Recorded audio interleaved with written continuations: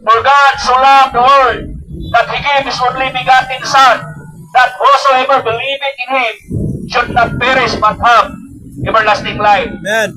Ikalaigsoon, ang atong kinabuhi diri sa kalibutan, miserable. Right. Batanon ka man, tikulang ka man, adunahan ka man, o pobre ka man, educated ka man, o wala kay iniskwelahan, ang atong kinabuhi diri sa kalibutan, miserable. Nag-ingon ang Balang Kasulatan, nag-ingon gid ang Bible sa James 4:14, ang kinabuhi sanglit sama lang yun sa usa ka so.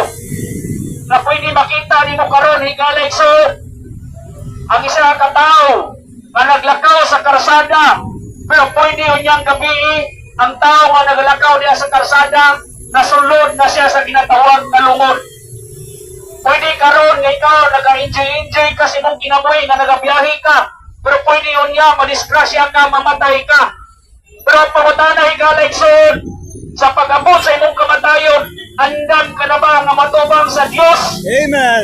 Andam ka na ba nga matubang sa ukmanan? Praise the Lord. O sure ka na ba ang imong pangalan nasulat sa libro sa kinabuhi? Higalay son, nagpatag ang Balang Kasulatan sa Revelation chapter 20 verse 14 down to 15 na nag-ingon ng Biblia, and death in hell will cast to the lake of fire. This is the second death.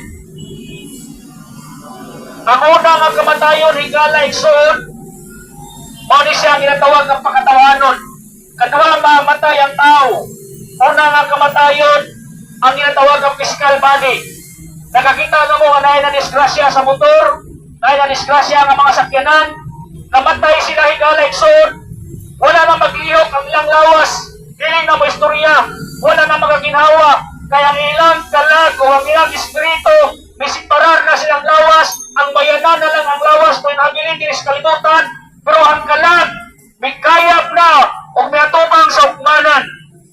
O diya sa ukmanan, higalay son, kung ang imong pangalan wala masulat sa libro sa kinabuhi, ikaw iyambok sa rinaw ang kalayo na mao ang imperno.